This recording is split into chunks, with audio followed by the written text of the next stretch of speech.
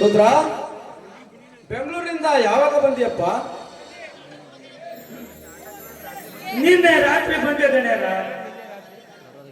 ಹಾ ರುದ್ರ, ಒಳಗಡೆ ಹೋಗಿ ನನ್ನ ಪಾದರಕ್ಷೆಗಳನ್ನು ತೆಗೆದುಕೊಂಡು ಬಾ. ಅಷ್ಟೇ ಮಾಡ್ತೇನೆ.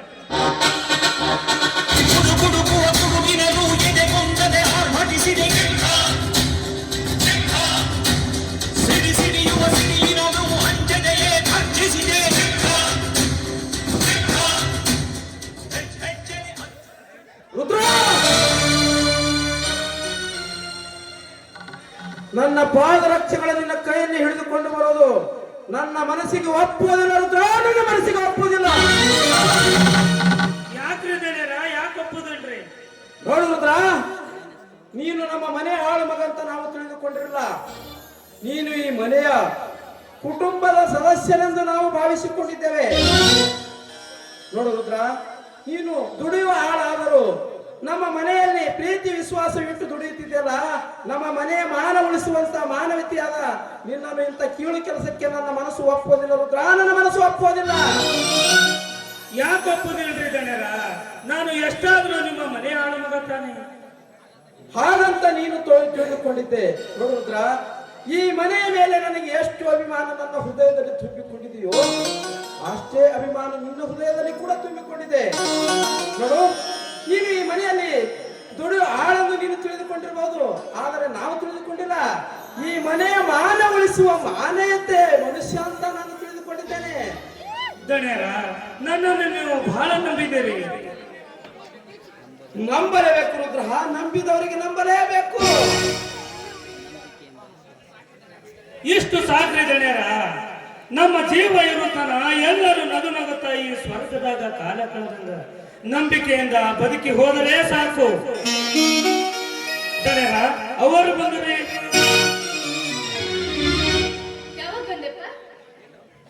ನಿನ್ನೆ ರಾತ್ರಿ ಬಂದೆ.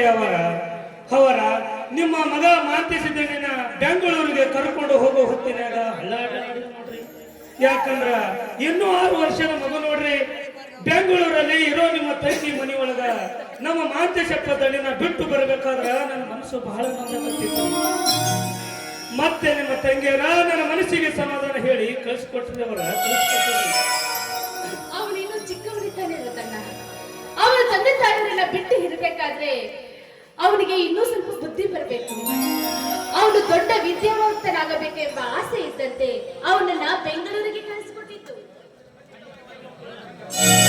ಖಂಡಿತವಾಗಲೂ ಅವನು ದೊಡ್ಡ ವಿದ್ಯಾವಂತನ ಆಗ್ತಾನ್ರಿ. ಅವರ ನಮ್ಮ ದೊಡ್ಡ ದಣಿಯರಂಗ ನಮ್ಮ ಚಿಕ್ಕ ದಣಿಯನು ಈ ಸುತ್ತು 40 ಹಳ್ಳಿಗೆ ಹೆಸರು ಗಳಿಸ್ತಾನ್ರಿ. ಹೆಸರು ನಿಮಗೂ ಇದ್ದೊಬ್ಬ ಮಗನು, ಹೆಣ್ಣಾದರೂ ಅವನೇ, ಗಂಡಾದರೂ ಅವನೇ. ಈ ಮನೆಗೆ ಮುಂದೆ ಯಜಮಾನ ಆಗುವವನು ಅವನೇ. ನಿಜ ರುದ್ರಣ್ಣ ನಿನ್ನ ಮಾತು. ನನಗೇನು 10 ಮಕ್ಕಳು ಇಲ್ಲ, ಇರುವವನು ಒಬ್ಬನೇ ಮಗ. ಇನ್ನು ಮುಂದೆ ನನಗೆ ಮಕ್ಕಳಾಗೋದಿಲ್ಲ ಅಂತ ಡಾಕ್ಟರ್ ಹೇಳಿದ್ದಾರೆ.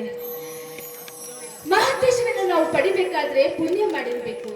ನೋಡು, ಅಂತ ಮಗನನ್ನ ಪಡಿಬೇಕಾದ್ರೆ ನಾನು 10 ಅಮಾವಾಸ್ಯೆ 9 ಊಟ ಮಾಡಿ ಹರಕೆ ಹೊತ್ತು ಹಡೆದ ಮಗ ಅವನು. ನೀನು ಮಗನ ಹೊಡಿಬೇಕಾದ್ರೆ ನೀನು ಒಬ್ಬಳೇ ಹರಕಿ ಹೊತ್ತಿಲ್ಲ, ನಮ್ಮ ರುದ್ರ ಕೂಡ ಹರಕಿ ಹೊತ್ತಿದ್ದಾನೆ. ನಿನ್ನ ಹೊಟ್ಟೆಯಲ್ಲಿ ಒಂದು ಮಗ ಹುಟ್ಟಲಿ ಅಂತ ಹೇಳಿ. ಹೌದ್ರಿ ಹೌದು ಮಾದೇವಿ, ನಿನಗೊಂದು ಗಂಡು ಮಗ ಹುಟ್ಟಲಿ ಅಂತ ಹೇಳಿ ನಮ್ಮ ರುದ್ರ ಎಂತ ಕೆಲಸ ಮಾಡಿದ್ದಾನೆ ಗೊತ್ತ ನಿನಗೆ? ಈ ಊರಲ್ಲಿರುವ ಎಲ್ಲ ದೇವರಿಗೆ ತುಪ್ಪದ ಅಭಿಷೇಕ ಮಾಡಿಸ್ತೀನಿ ಅಂತ ಹರಕೆ ಹೊತ್ತಿದ್ದಾನ. ಇವನ ಮನಸ್ಸು, ಇವನ ದುಡಿಯುವುದು ಸಣ್ಣವನಾದರೂ ಕೂಡ ನಮ್ಮ ಮನೆಯ ಮೇಲೆ ಎಷ್ಟು ಅಭಿಮಾನ ಇಟ್ಟ ನೋಡು. ನೀನು ನೀತಿಯಲ್ಲಿ ಸಣ್ಣವನಾದ್ರೂ ನೀನು ನೀತಿಯಲ್ಲಿ ದೊಡ್ಡವನಪ್ಪ, ದೊಡ್ಡವನು. ನೋಡು, ನಿನಗೆ ಮಕ್ಕಳಿಲ್ಲ ಅಂತ ನಾನು ಆ ದೇವರಲ್ಲಿ ಹರಕೆ ಹೊತ್ತು ಬೇಡ್ಕೊಳ್ತೀನಿ, ಆಯ್ತನಪ್ಪ? ಅವರ ಮಾತಿನಲ್ಲಿ ವಿಷಯ ಹೇಳೋದು ಮರೆತು ಬಿಟ್ಟಿದೆ. ಈಗ ನನ್ನ ಹೆಂಡತಿ, ನಿನ್ನ ಹೆಂಡತಿ ಗರ್ಭವತಿ. ಹಡೆಯಕ್ಕಂತ ತವ್ರ ಮನೆಗೆ ಹೋಗ್ಯಾಳ. ನಾನು ಕೂಡ ಇವತ್ತು ನನ್ನ ಹೆಂಡತಿಯವರಿಗೆ ಹೋಗ್ಬೇಕಂತ ಇದ್ದೀನಿ ಕಣ್ಯಾರ. ಹೇ ರುದ್ರ, ನೀನು ಮುಚ್ಚಿಡುವ ಮನಸ್ಸು ಎಂದೂ ನನ್ನ ಮರೆಯಬಾರದು ರುದ್ರ. ಮೆಚ್ಚುವಂತ ಮನಸ್ಸು ಹೇಳಬೇಕಾದ್ರೆ ನಾಚಿಕೊಳ್ಳಬಾರದು. ಏನೋ ರುದ್ರ, ಇಷ್ಟು ದಿವಸ ನೀನು ಈ ವಿಷಯ ಯಾಕೆ ಮುಚ್ಚಿಟ್ಟಿ? ನಿನ್ನ ಹೆಂಡತಿಗೆ ಗರ್ಭ ಅಂತ ನಮಗೆ ತಿಳಿದರೆ ನಾನು ನನ್ನ ಹೆಂಡತಿ ನಿನ್ನ ಮನೆಗೆ ಬಂದು ಶ್ರೀಮಂತ ಕಾರ್ಯ ಮುಗಿಸಿಬಿಡ್ತಿದ್ದೆವು. ತಿಳಿಸಬೇಕಂದ್ರೆ ದಣ್ಯರ, ಯಾಕೋ ಸ್ವಲ್ಪ ಮನಸ್ಸಿಗೆ ನಾಚಿಕೆ ಬಂತ್ರಿ, ಅದಕ್ಕೆ ತಿಳಿಸಿ ಹುಚ್ಚಪ್ಪ, ನಾಚಿಕೊಳ್ಳುವಂತ ವಿಷಯ ಎಂದೂ ನಾಚಬಾರ್ದು ರುದ್ರ, ನಾಚಬಾರ್ದು. ಮೆಚ್ಚಿಕೊಳ್ಳುವಂತ ಮನಸ್ಸು ಎಂದೂ ಮುಚ್ಚಿಡಬಾರ್ದು. ನೋಡು, ನೀನು ಹೆಂಡತಿ ಹೆರಿಗೆ ಆದ ತಕ್ಷಣ ನೀನು, ನಿನ್ನ ಹೆಂಡತಿ, ನಿನ್ನ ಮಗು ಮೂವರು ಕೂಡಿ ನೇರವಾಗಿ ನಮ್ಮ ಮನೆಗೆ ಬಂದ್ಬಿಡು. ನಿನ್ನ ಮಗುವಿನ ಕೊಳ್ಳಲಿ ಚಿನ್ನದ ಪದಕವನ್ನು ಹಾಕಿ ಕಳಿಸ್ತೇವೆ ನಾವು. ಯಾಕ್ರಿ ಹಾಗಂತ ಮಾತಾಡ್ತೀರಾ? ಮಗ ಹುಟ್ಟಿದ್ರೆ ಚಿನ್ನದ ಸರ ಹಾಕ್ತೀರಾ, ಅದೇ ಹೆಣ್ಣು ಹುಟ್ಟಿದ್ರೆ ಬೇಡ ಅಂತ ಹೇಳ್ತೀರಾ? ನೋಡು ರುದ್ರಣ್ಣ, ಹೆಣ್ಣು ಮಗು ಹುಟ್ಟಿದ್ರು ನಮ್ಮ ಮನೆಗೆ ಕರೆದುಕೊಂಡು ಬಾ, ಅವಳಿಗೆ ನಾನು ಚಿನ್ನದ ಪದಕ ಹಾಕಿ ಕಳಿಸ್ತೇನೆ. ಏ ಮಾದೇವಿ, ಅವನಿಗೆ ಗಂಡೇ ಹುಟ್ಟೋದು ಇಲ್ಲ ಮಾದೇವಿ, ಗಂಡೇ ಹುಟ್ಟುತ್ತೆ. ಯಾಕ್ರಿ ಹಾಗಂತೀರಾ? ಭಾಗ್ಯಲಕ್ಷ್ಮಿ ಮನೆಗೆ ಬಂದ್ರೆ ಒಳ್ಳೆ ಕಲ್ವೇನ್ರಿ? ಇಲ್ಲ, ಗಂಡೇ ಹುಟ್ಟುತ್ತೆ, ಗಂಡೇ ಹುಟ್ಟುತ್ತೆ, ಗಂಡೇ ಹುಟ್ಟುತ್ತೆ. ನೋಡ್ರಿ ದಣ್ಯರ, ಯಾಕೆ ಹೇಳಕತ್ತೀರಿ? ಮೊದಲು ನನ್ನ ಹೆಂಡತಿ ತಂತನಗ ಹೇಳ್ರಿ, ಆಮೇಲೆ ಯಾರ್ಯಾರು ಏನೇನು ಹಾಕಬೇಕಂತ್ರಿ ಹಾಕುವಂತ್ರಿ. ಈಗ ಮೊದಲು ನನ್ನ ಹೆಂಡತಿ ಊರಿಗೆ ನಾನು ಹೋಗಿ ಬರ್ತೀನಿ ದಣ್ಯರ. ಹಾ, ಅಷ್ಟೇ ಮಾಡೋದ್ರ. ದೇವರು ಒಳ್ಳೇದ್ ಮಾಡ್ಲಿ. ಮಾದೇವಿ, ರುದ್ರ ಮುತ್ತಿನಂತ ಮನುಷ್ಯರು. ಹೌದ್ರಿ, ಅವರು ಮುತ್ತಿನಂತ ಮನುಷ್ಯರು, ನೀವು ಬಂಗಾರದಂತ ಮನುಷ್ಯರು. ಹಾಗಾದರೆ ನೀನು? ಅದು ನಿಮಗೆ ತಾನೇ ಗೊತ್ತಿರೋದು. ನಿನ್ನಂತ ಹೆಣ್ಣು ಈ ಜಗದಲ್ಲಿಲ್ಲ. ಈ ಮನೆಯ ಸೌಭಾಗ್ಯ ಲಕ್ಷ್ಮಿ. ನಾನು ಸೌಭಾಗ್ಯ ಲಕ್ಷ್ಮಿ, ನೀವು ಮಹಾರಸಿಕರು.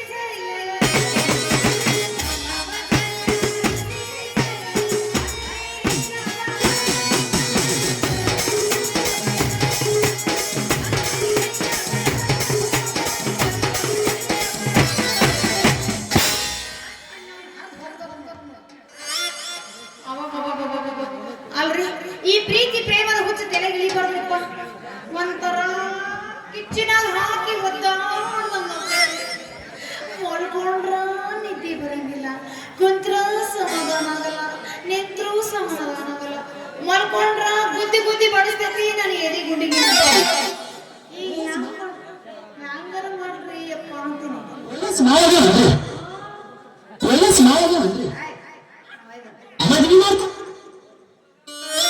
ಆ ಮಾಸ್ತರೇನ ಬಂದೋಗ್ಯಾನ ಅವತ್ತಿಂದ ಒಂದ್ ಥರನೇ ಆಗಕತ್ತೈತಿ ಏನೇ ಆಗಲಿ ಈ ಪ್ರೀತಿ ಪ್ರೇಮ ಬುಕ್ಸ್ಗೆಲ್ಲ ಇಳಿಬಾರ್ದು ಇರ್ಲಿ ಬಿಡ್ರಿ ಅಲ್ಲ ಈ ಕಡೆ ಹೋದ್ರ ನರಹರಿ ಬರ್ತಾನ ಈ ಕಡೆ ಹೋದ್ರ ನರ್ಸೆ ಬರ್ತಾನ ನರ್ಸೆ ಅಂದ ತಕ್ಷಣ ಈಗ ನೆನಪು ಬರ್ತ್ರಿ ಅಲ್ರಿ ಊರಾಗ ನೀರ್ ಬಿಡೋದ್ ನರ್ಸೆ ಅಂದ್ರ 3 ದಿವಸಿಗೆ 6 ದಿವಸಿಗೆ ನೀರ್ ಬಿಡ್ತಾನ ಅವ್ನು ಈ ಊರಾಗ ಯಾರು ಹೇಳೋರ್ ಕೇಳೋದ್ ಇರಂಗಿಲ್ಲ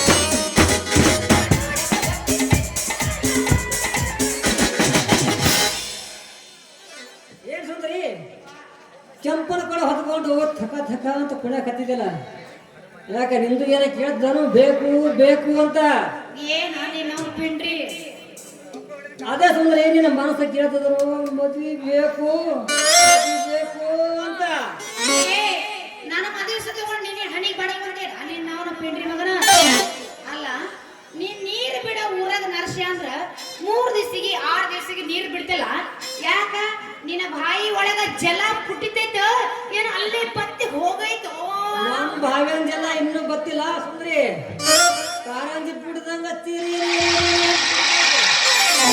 ಈ ನಳದ ಪವರ್ ಇನ್ನೂ ಗೊತ್ತಿಲ್ಲ ಒಮ್ಮ ನಳಕ್ ನೀರ್ ಬರಬಾರ್ದು ಬಂದು ಅಂದ್ರ ನಳ ಕೆಳಗಿಟ್ಟಿನ ಕೊಡಕ್ ತೂತ್ ಬಿದ್ದು ಸೋರ್ತೈತ ಸುಂದ್ರಿ ಪವರದಿ ನಳಕ ಅಯ್ಯ ಇನ್ನ ಗಟ್ಟೈತಿ ನನ್ನ ಕೊಡನ ಎಲ್ಲಿ ತೂತು ಬೀಳ್ಬೇಕ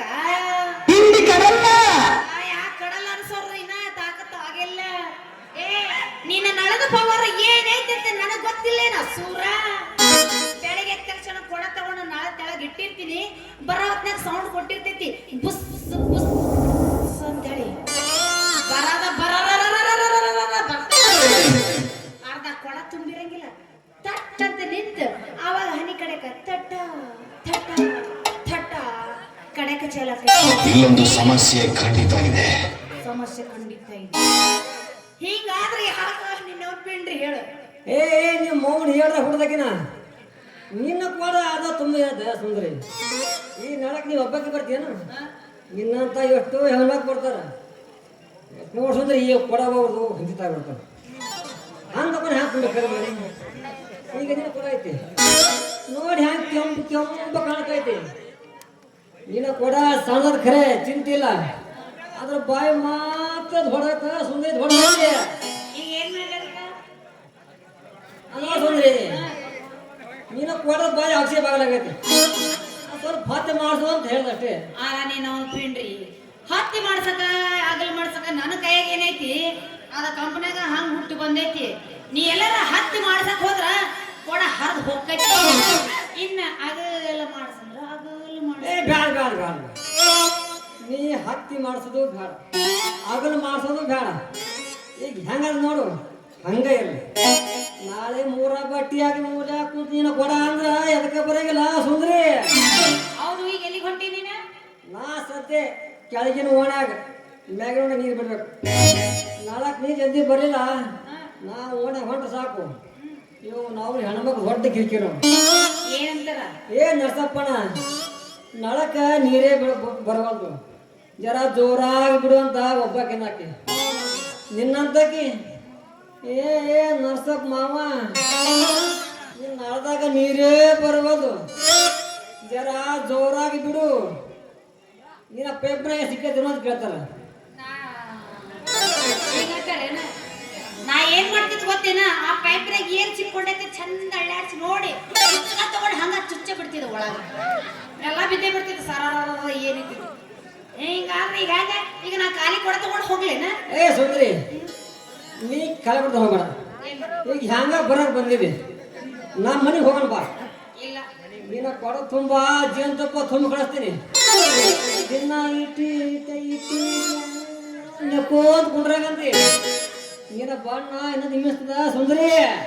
ಒಲ್ಲಪ್ಪ, ನೀನು ನನ್ನ ಕೂಡ ತುಂಬ ಜೇನು ತುಂಬ ತುಂಬಿ ಕಳಿಸಿದೆ ಅಂದ್ರ ನಾನು ಕೂಡ ಎಲ್ಲ ಜಿಗುಟಾಗತ್ತೈತಿ. ಆ ಊರು ತುಂಬ ಪ್ರಚಾರ ಆಕೈತಿ. ಏ ಸುಂದರ ಅವ್ನ ಕೂಡ ಎಷ್ಟು ಜಿಗಟಾಗೈತಿ ಅಂತ ಏ ನೋಡಿ ಹಂಗೆ ಹೋಗ್ಬೇಡ. ನೀನ ಕೊಡ ತುಂಬ ಹಾಲು ತುಂಬ್ಕೊಳ್ತೀನಿ. ಹಾಲ ಹಾಲ ಎತ್ತಿ ಬೇಡ ಸುಂದರಿ, ಎತ್ತಿ ಬೇಡ.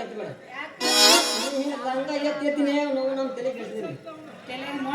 ನೀ ಲಂಗ ಎತ್ತಂಗ ಹಂಗಿಲ್ಲ, ನಾನು ಸುಂದ್ರಿ ಏನದ ಜಗದಂಗ ಆಗತ್ತೆ. ಕುದುರೆ ಮೊಳ ಸುಂದ್ರಿ ತೆಲಾನ ಮೊಳ.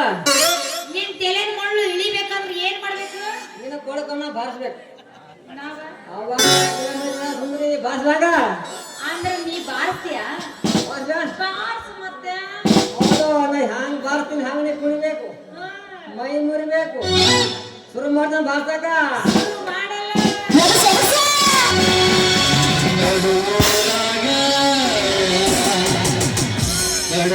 ಗಡಿಲಿ ಬಿಡುವುದಿಲ್ಲ, ಬಿಟ್ಟರ ಜಾತಿ ಮಗ ಅಲ್ಲ, ನಾ ತಿರುಗಂಗ ಹಗರಿಲ್ಲ, ನಿಮ್ಮ ಪಾದ ನಿಲ್ಲ, ಯಾರ ಅಂಜಿಕೆ ನನಗಿಲ್ಲ.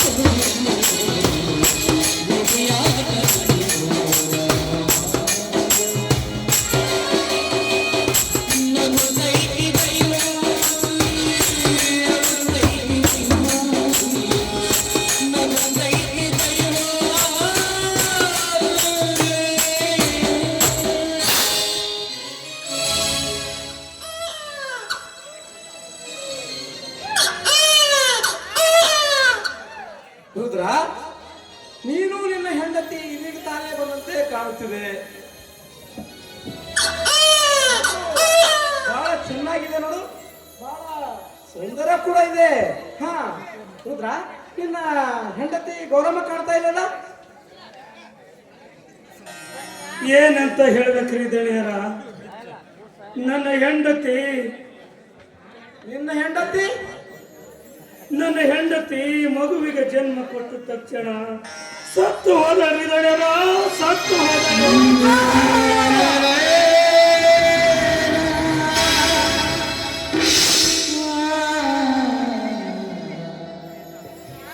ರುದ್ರ, ಏನು ಹೇಳುತ್ತೀವಿ ನೀನು? ನಿನ್ನ ಕಲ್ಪನೆನು ಬರಿದಂತಾಗಿದೆನೋ ರುದ್ರ.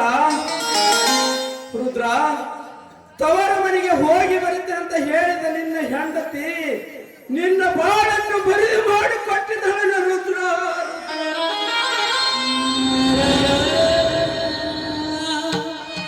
ರುದ್ರ, ಇವತ್ತು ನಿನ್ನ ಹೆಂಡತಿ ಸತ್ಯನಪ್ಪ, ನನ್ನ ಒಳ ಹುಟ್ಟಿದ ತಾಯಿಗೆ ಸತ್ತಿದ್ದಾಳೆ ರುದ್ರ.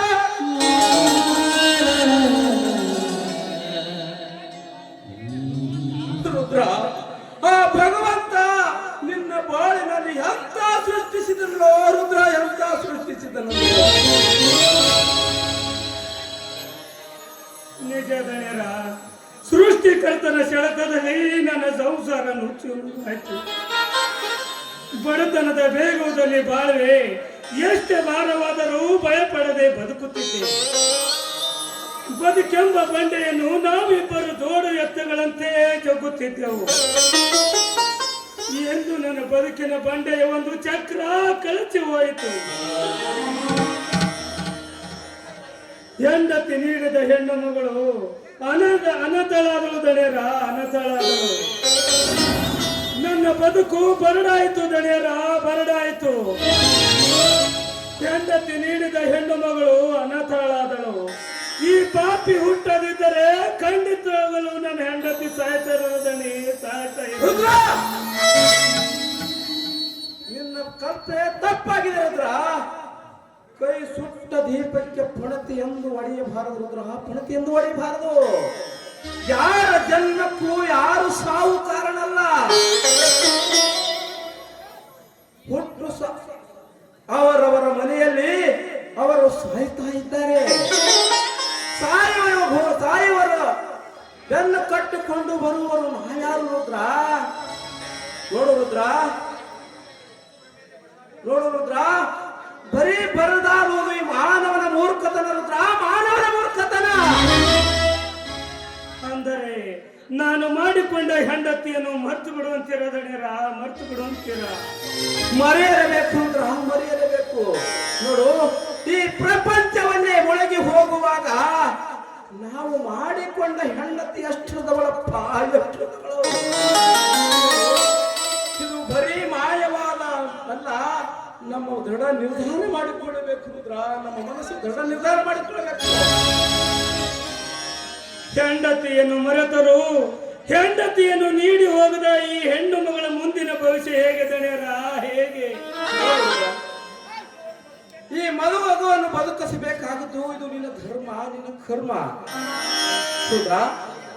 ಇವಳು ಅವರಿವರ ಮನೆಯಲ್ಲಿ ಬಿಟ್ಟು ಕೂಲಿ ನಾಲಿ ಮಾಡಲು ಹಚ್ಚು ಬೇಡಪ್ಪ, ಕೂಲಿ ನಾಲಿ ಮಾಡಲು ಹಚ್ಚು ಬೇಡ. ಏಕೆಂದರೆ ಇವಳೊಬ್ಬ ಅನಾಥ ಹುಡುಗಿ. ಇವಳನ್ನು ಒಳ್ಳೆ ವಿದ್ಯಾಭ್ಯಾಸವನ್ನು ಕಲಿಸಿ ಸುಶಿಕ್ಷಿತ ಸಾಲಿನಲ್ಲಿ ನಿಲ್ಲಿಸು ರುದ್ರ, ಸುಶಿಕ್ಷಿತ ಸಾಲಿನಲ್ಲಿ. ಇವಳು ನಿನ್ನ ಮಗಳಲ್ಲಪ್ಪ, ನನ್ನ ಮಗಳಂತೂ ನಾನು ತಿಳಿದುಕೊಳ್ಳುತ್ತೇನೆ.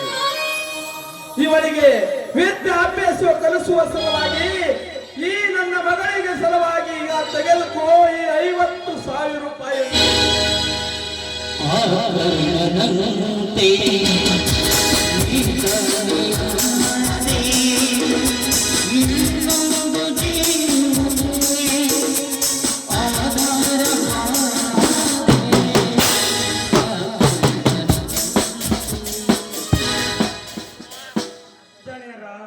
ಈ ನಿಮ್ಮ ಋಣ ನಾನು ಯಾವ ಜನ್ಮದಾಗ ಮುಟ್ಟಿಸಬೇಕು ದಣಿಯರ, ಯಾವ ಜನ್ಮದಾಗ ಮುಟ್ಟಿಸಬೇಕು? ಯಾಕೋ ನಿನ್ನ ಕಣ್ಣಲ್ಲಿ ನೀರು.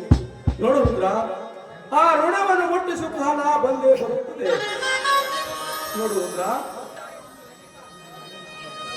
ನೋಡುವುದ್ರ ಇವಳಿಗೆ ಅಂಬಿಕಾ ಅಂತ ಹೇಳಿ ನಾವು ಉಂಡ ಮನೆಯವರಿಗೆ ಉಣಿಸುವುದಕ್ಕಿಂತ ಹಸಿದವರಿಗೆ ಉಣಿಸುವುದೇ ಲೇಸು. ನೋಡುವುದ್ರ ನೀನು ಎಲ್ಲವನ್ನು ಕಳೆದುಕೊಂಡು ಹಸಿದು ನಿಂತವನು. ಇಷ್ಟಿದ್ದ ಮೇಲೆ ಇಂಥ ಸಮಯದಲ್ಲಿ ನಾನು ಸಹಾಯ ಮಾಡದೆ ಹೋದರೆ ಆ ಶಿವನು ಮೆಚ್ಚುವವನೇ ನನ್ನನ್ನು. ಇಲ್ಲ ರುದ್ರ, ಇಲ್ಲ. ಈ ಮಗುವನ್ನು ನೀನು ಯಾರ ಮನೆಯಲ್ಲಿ ಬಿಟ್ಟು ಬರ್ತೀಯಪ್ಪ? ದಣಿಯರ, ಈ ಮಗುವನ್ನು ಯಾರ ಮನೆಯಲ್ಲಿ ಬಿಡಬೇಡ್ರಿ ದಣಿಯರ. ನನ್ನ ಹೆಂಡತಿ ತಂಗಿ ಬೆಂಗಳೂರಲ್ಲೇ ಇದ್ದಾಳ್ರಿ. ಅಲ್ಲಿ ಹೊಟ್ಟಿ ತುಂಬಿಸ್ಕೋಬೇಕಂತ ಹೋಗಿ ಬಹಳ ದಿವಸವಾಯ್ತ್ರಿ. ಅಲ್ಲಿಗೆ ಹೋಗಿ ನನ್ನ ಮಗಳನ್ನು ಬಿಟ್ಟು ಬರ್ತೀನಿ. ನನ್ನ ಹೆಂಡತಿ ತಮ್ಮ ಸಹಿತ ಅಲ್ಲೇ ಇದ್ದಾಳ್ರಿ, ಅರವಿಂದ ಅಂತ. ಇಬ್ಬರು ಜೊತೆಯಾಗಿ ಬೆಳೆಯಬಹುದಂತ ನನ್ನ ಆಸೆ ರಪ್ಪ, ನನ್ನ ಆಸೆ. ಅಷ್ಟೇ ಮಾಡು. ಈಗಿಂದೀಗಲೇ ನೀನು ಬೆಂಗಳೂರಿಗೆ ಹೋಗು. ಯಾಕಂದ್ರೆ ಈ ಮಗು ಇನ್ನು ಹಾಲು ಕುಡಿಯುವ ಹೊಸು ಕೂಸು. ಹೆಚ್ಚಿಗೆ ಸಮಯ ಕಳೆಯೋದು ಬೇಡ ರುದ್ರ. ನೀನು ಬೇಗನೆ ಹೋಗಿ ನಿನ್ನ ಹೆಂಡತಿಯ ತಂಗಿ ಮನೆಯಲ್ಲಿ ಬಿಟ್ಟು ಇವಳನ್ನು ಚೆನ್ನಾಗಿ ನೋಡಿಕೊಂಡು ಬಾ ಅಂತ ಹೇಳು ರುದ್ರ. ಚೆನ್ನಾಗಿ ನೋಡಿಕೊಂಡು ಬಾ ಅಂತ ಹೇಳು. ಆಯ್ತು ಅಪ್ಪ, ನಾನು ಇನ್ನು ಹೋಗಿ ಬರ್ತೀನಿ. ಹೋಗಿ ಬಾ ರುದ್ರ, ನಿನಗೆ ದೇವರು ಒಳ್ಳೆಯದನ್ನೇ ಮಾಡಲಿ.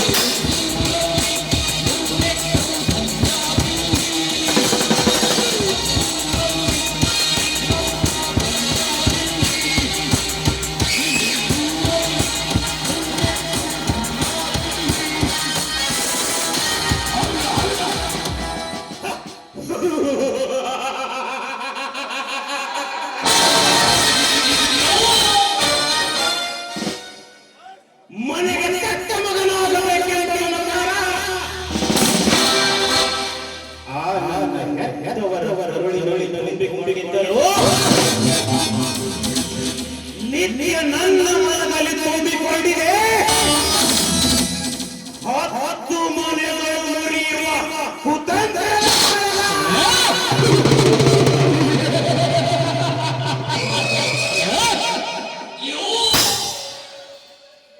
ಹೆತ್ತವರಿಗೆ ಬೇಕಾಗಿರುವ ನಿತ್ಯ ನ್ಯಾಯ, ನೀತಿ, ಧರ್ಮ. ಆದರೆ ಅವರ ರಕ್ತವನ್ನು ಹಂಚಿಕೊಂಡು ಹೊಂದಿರುವ ಈ ದೇಶಕ್ಕೆ ಬೇಕಾಗಿರುವ ನಿತ್ಯ ಹೆಂಡ ಬಂದ ಯೌವನದ ಹೆಣ್ಣುಗಳು.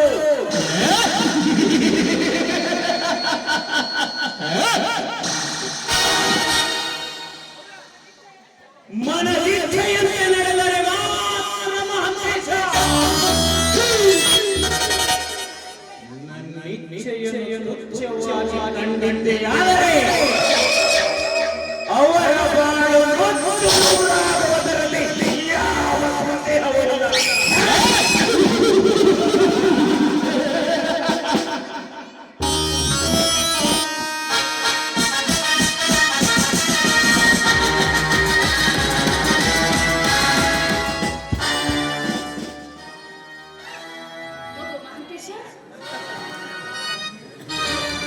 ಅಮ್ಮ, ಮುಂಜಾನೆಯಿಂದ ಕಾಣ್ತಾನೆ ಇರ್ಲಿಲ್ಲ, ಎಲ್ಲಿ ಹೋಗಿದ್ದಪ್ಪ? ಅಮ್ಮ, ಮನೆಯಲ್ಲಿ ಕಾಲ ಕಳೆಯಲು ತುಂಬಾ ಬೇಸರ ಬರ್ತಾ ಇತ್ತು. ಹೀಗಾಗಿ ಸ್ನೇಹಿತರನ್ನ ಕಾಣೋದಕ್ಕೆ ಹೊರಗಡೆ ಹೋಗಿದ್ದೇನಮ್ಮ. ರಜೆ ಹಾಕಿ ಬರೋದು 4 ದಿವಸ ಅಷ್ಟೇ.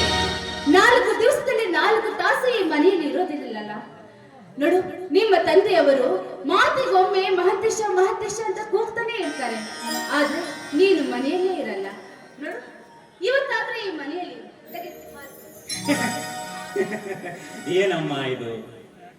ಚಿಕ್ಕ ಮಗುವಿಗೆ ಕುಡಿಸಿದಂತೆ ನೀನು ನನಗೆ ಹಾಲು ಕುಡಿಸಲು ಬಂದಿರುವೆಯಲ್ಲ ಅಮ್ಮ. ಈಗ ನಾನು ನಿನ್ನ ಚಿಕ್ಕ ಮಗು ಮಹಂತೇಶನಲ್ಲ, ಬೆಳೆದು ನಿಂತ ಪ್ರಾಪ್ತ ವಯಸ್ಸಿನ ಮಗನಮ್ಮ ನಾನು.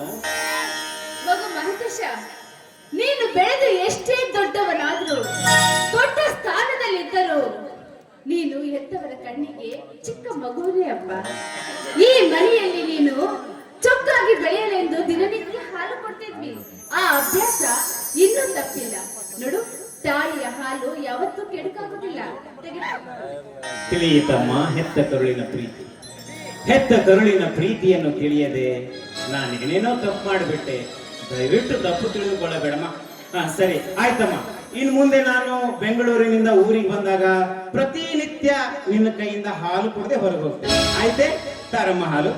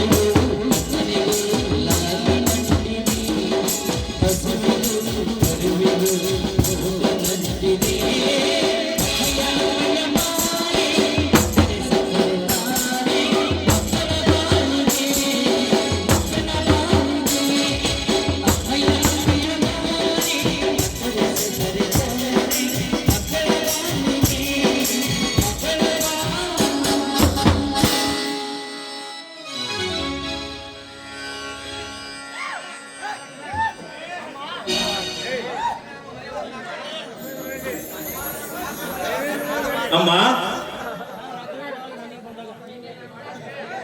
ಅಮ್ಮ, ಹಾಲಂತೂ ಕುಡ್ದಿದ್ದೇನೆ. ಆದ್ರೆ ನಿನ್ನೆ ರಾತ್ರಿ ನಾನು ಮನೆಗೆ ಬಂದಾಗ ತುಂಬಾ ಹೊತ್ತಾಗಿತ್ತು. ಅಪ್ಪ ಏನಾದ್ರೂ ತಪ್ಪು ತಿಳಿದುಕೊಂಡ್ರೇನಮ್ಮ? ನೀನು ಮಾಡಿದ ತಪ್ಪು ಅವರ ಕಣ್ಣಿಗೆ ಬಿದ್ದರೆ ತಾನೆ ಅವರು ತಪ್ಪು ತಿಳಿಯೋದು. ಮಹಂತೇಶ, ನಿನ್ನೆ ರಾತ್ರಿ ನೀನು ಕುಡಿದು ಅಲುಗಾಡುತ್ತಾ ಬರೋದನ್ನ ನಾನು ಕಣ್ಣಾರೆ ಕಂಡೆ. ಕರೆದುಕೊಂಡು ಹೋಗಿ ನಾನೇ ಮಲಗಿಸಿದೆ. ನೋಡು, ಈ ನಿನ್ನ ಕೆಟ್ಟ ಚಟ ನಿನ್ನ ತಂದೆ ಕಣ್ಣಿಗೆ ಬೀಳಲಿಲ್ಲ, ಅದು ನಮ್ಮ ಪುಣ್ಯವೆಂದು ತಿಳಿದುಕೋ.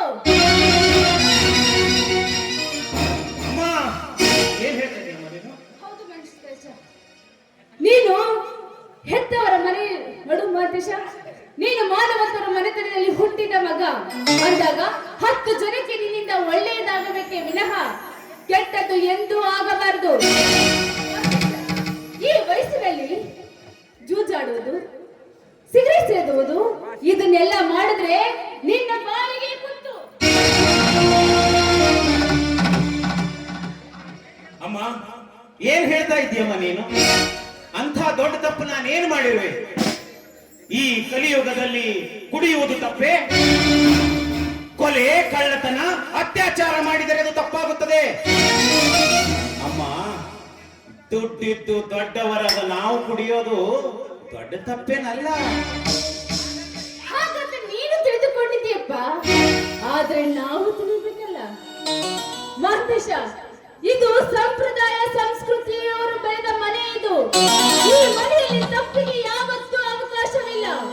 ಒಂದು ವೇಳೆ ಈ ಮನೆಯಲ್ಲಿ ತಪ್ಪು ನಡೆದರೆ ಅವರಿಗೆ ಶಿಕ್ಷೆ ಕಟ್ಟಿಟ್ಟ ಬುತ್ತಿ. ಮಹಂತೇಶ, ಹೆತ್ತ ತಾಯಿಯಾಗಿ ನಿನಗೊಂದು ಮಾತು ಹೇಳ್ತಾ ಇದ್ದೀನಿ. ಅಪ್ಪು ತಪ್ಪಿಯೂ ತಪ್ಪು ಮಾಡಬೇಡ. ತಪ್ಪು ಮಾಡಿದ್ದೆ ಆದ್ರೆ ನಿನಗೆ ಬಾಳಿಗೆ ಕರ್ಮದ ಕಟ್ಟು ಕಟ್ಟಿಟ್ಟ ಬುತ್ತಿ. ತಿಳಿಯಿತಮ್ಮ ಹೆತ್ತವಳ ಆಜ್ಞೆ. ಇನ್ನು ಮುಂದೆ ಯಾವ ತಪ್ಪಾಗದಂತೆ ನಡೆದುಕೊಳ್ಳುತ್ತೇನೆ. ಇದೇ ನನ್ನ ಕೊನೆಯ ಮಾತು. ಅಮ್ಮ, ಇವತ್ತು ನಾನು ಬೆಂಗಳೂರಿಗೆ ಹೋಗಬೇಕು. ಅಮ್ಮ ಅಮ್ಮ ನಿನ್ನೆ ರಾತ್ರಿ ನಾನು ಕುಡಿದು ಬಂದಿದ್ದಕ್ಕಾಗಿ ಶಿಕ್ಷೆ ನೀಡುವುದಾದ್ರೆ ಈ ನಿನ್ನ ಕೈಯಿಂದಲೇ ನನ್ನ ಕೆನ್ನೆ ಬಾರಿಸಮ್ಮ.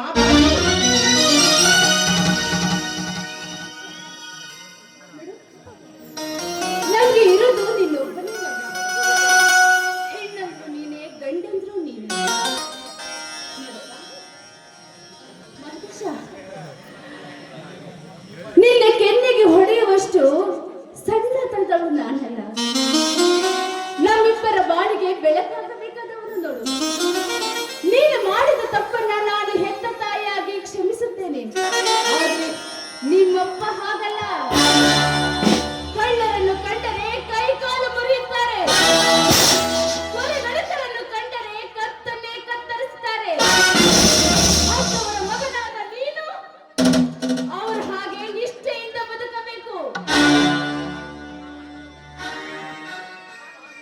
ಆಯ್ತಮ್ಮ, ಇವತ್ತು ನಿನ್ನ ಪಾದ ಮುಟ್ಟಿ ಹೇಳ್ತೇನೆ, ಇನ್ನು ಮುಂದೆ ಯಾವ ತಪ್ಪಾಗದಂತೆ ನಡೆದುಕೊಳ್ತೇನೆ. ಇದೇ ನನ್ನ ಕೊನೆಯ ಮಾತು. ಅಮ್ಮ ಅಮ್ಮ ಇವತ್ತು ನಾನು ಬೆಂಗಳೂರಿಗೆ ಹೋಗ್ಬೇಕು. ಅಪ್ಪನ ಕಡೆಯಿಂದ ಒಂದ್ 10,000 ರೂಪಾಯಿ ಕೊಡಿಸಮ್ಮ. 10,000 ಅಷ್ಟೇ ತಾನೆ? 10,000 ಯಾಕೋ? 50,000 ತೆಗೆದುಕೊಂಡು ಹೋಗು. ಆದ್ರೆ ನೀನು ಬುದ್ಧಿವಂತನಾಗಬೇಕು ಅಷ್ಟೇ. ಆಯ್ತಮ್ಮ, ಆಯ್ತು. ನನ್ನ ಮುದ್ದು ಅಮ್ಮ ನೀನು.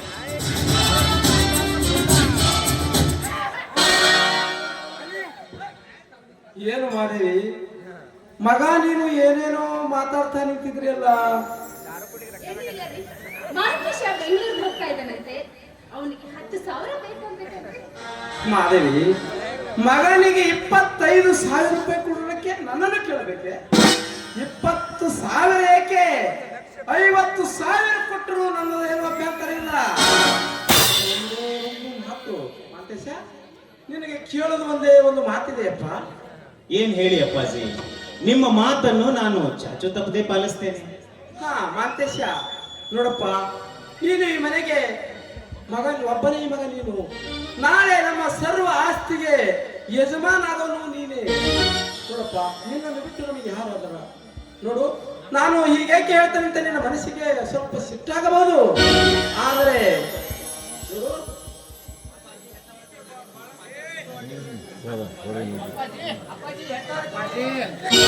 ಅಪ್ಪಾಜಿ, ಹೆತ್ತವರ ಕರುಳಿಗೆ ಯಾವ ಕಳಂಕವೂ ತರದಂತೆ ಈ ಮನೆಯ ಮುತ್ತಿನ ಹಾರವಾಗಿ ನಿಮ್ಮ ನ್ಯಾಯ, ನೀತಿ, ಧರ್ಮದ ಉಸಿರಾಗಿ ಸದಾ ನಿಮ್ಮ ಆಶ್ರಯದಲ್ಲಿ ಬದುಕುತ್ತೇನೆ ಎಂದು ನಿಮಗೆ ಮಾತು ಕೊಡ್ತೇನೆ. ಆದರೆ ಮಗನಾದ ನನ್ನ ಮೇಲೆ ಸ್ವಲ್ಪ ನಂಬಿಕೆ ಇಡಿ. ಮಾತೇಶ, ನಾವು ನಂಬುತ್ತೇವಪ್ಪ, ನಂಬುತ್ತೇವೆ. ಹೆತ್ತ ಮಗನನ್ನು ನಂಬಲಾರದೆ ಮತ್ತೆ ಯಾರು ನಂಬಬೇಕು ಹೇಳು? ನೋಡು ಮಾತೇಶ, ನಾನು ನಿನಗೆ ಈ ಮಾತನ್ನು ಹೇಳ್ತೇನೆ ಅಂತೇಳಿ ನೀನು ಮನಸ್ಸಿಗೆ ಬಹಳ ನೋವಾಗ್ಬೋದು. ಯಾಕಂದ್ರೆ ನೋಡು, ಮನೆ ಎಂಬ ಗೂಡಿನಲ್ಲಿ ಮಗನೆಂಬ ಹಕ್ಕಿಯನ್ನು ಸಾಕಿ ಪ್ರೀತಿ, ಪ್ರೇಮ, ವಾತ್ಸಲ್ಯ ಎಂಬ ಕಾಳು ಕಡೆಗಳನ್ನು ಹಾಕಿ ಶಿವ ಶರಣ ಮನೆಯಲ್ಲಿ ಪಾಠ ಹೇಳುವ ಹಕ್ಕಿ ಆಗಬಾರದಪ್ಪ, ಹಕ್ಕಿ ಆಗಬಾರದು. ಅದೇ ಹಕ್ಕಿ ರೆಕ್ಕೆ ಬಲಿತ ಮೇಲೆ 10 ಜನರಿಗೆ ಕುಕ್ಕಿ ತಿನ್ನುವರನ ಹತ್ತು ಆಗಬಾರದಪ್ಪ ಮಾತೇಶ. ಕೊನೆ ಎತ್ತರ ಹೇಳುತ್ತೇನೆ. ತಿಳಿಯಿತು ಅಪ್ಪಾಜಿ, ನಿಮ್ಮ ಮಾತಿನ ಅಂತರಂಗವನ್ನು ಅರ್ಥ ಮಾಡಿಕೊಂಡೆ. ನೀವು ತಿಳಿದುಕೊಂಡ ಹಾಗೆ ಈ ಹಕ್ಕಿ ಹಸಿ ಮಾಂಸ ತಿನ್ನುವ ರಣಹದ್ದಲ್ಲ. ಈ ಶಿವಶರಣರ ಮಠದಲ್ಲಿ ಬೆಳೆದು ಪಾಠ ಪಠಿಸುವ ಅರಗಿಣಿ ನಾನು. ಅಪ್ಪಾಜಿ, ನೀವೇ ಕಾದು ನೋಡಿ, ಈ ಹಕ್ಕಿ ಕುಕ್ಕುವುದೋ ಹೆತ್ತ ಕರುಳಿಗೆ ಕೀರ್ತಿ ತರುವುದೋ ಎಂದು. ಅಮ್ಮ, ನನಗಿನ್ನು ಸಮಯವಾಗ್ತಾ ಇದೆ, ನಾನಿಲ್ಲಿ ಹೋಗಿ ಬರ್ತೇನೆ. ರುದ್ರ, ಏ ರುದ್ರ,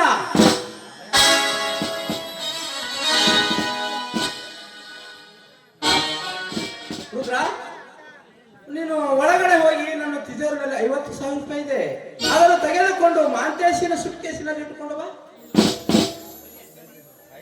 ಸರಿ ರೀ, ಅಷ್ಟೇ ಮಾಡ್ತೇನ್ರಿ. ರುದ್ರ,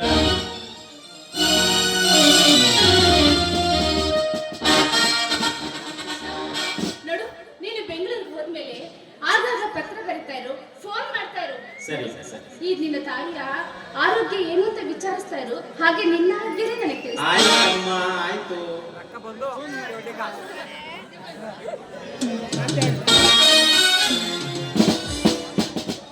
ದಣ್ಯರ ನನ್ನ ಮಗಳು ಸಹಿತ ಬೆಂಗಳೂರಲ್ಲಿ ಇದ್ದಾಳ್ರಿ. ಈ ವರ್ಷ BA ಮುಗಿಬಹುದ್ರಿ. ನೀವು ಸ್ವಲ್ಪ ಭೇಟಿಯಾಗಿ ನಾವೆಲ್ಲರೂ ಚೆನ್ನಾಗಿದ್ದೀವಿ ಅಂತ ಹೇಳ್ತೀರಿ ಏನ್ರಿ? ರುದ್ರ ಬೆಂಗಳೂರಿನಲ್ಲಿ ಯಾವ ಕಾಲೇಜು ಎಲ್ಲಿದ್ದಾಳ ಅಂತ ಹುಡುಕ್ಬೇಕು ರುದ್ರ. ನಿನ್ನ ಮಗಳ ವಿಳಾಸ ಇದ್ರೆ ಕೊಡ್ತೀಯ ನನಗೆ? ಮನೆಯಲ್ಲಿ ಬಿಟ್ಟು ಬಂದಿ ನೋಡ್ರಿ ದಣ್ಯರ, ಇನ್ನೊಮ್ಮೆ ಬಂದಾಗ ಕೊಡ್ತೀನ್ರಿ. ನೋಡ್ರಿ ವೇಳೆ ಜಾಸ್ತಿ ಆಯ್ತು, ಬಸ್ ಸ್ಟ್ಯಾಂಡ್ ತನಕ ನಿಮ್ಮನ್ನು ಬಿಟ್ಟು ಬರ್ತೀನಿ. ಸರಿ, ಹಾಗಾದ್ರೆ ಅಪ್ಪಾಜಿ ಅಮ್ಮ ನಾನಿನ್ನು ಹೋಗಿ ಬರ್ತೇನೆ.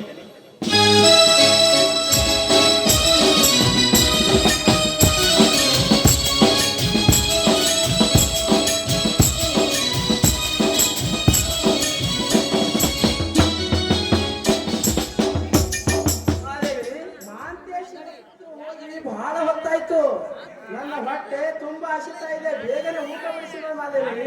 ಈ ಹೊತ್ತು ಯಾವಾಗ ನೋಡಿದ್ರು ಊಟ ಊಟ ಅಂತ ಹೊಟ್ಟೆ ನೋಡ್ದ.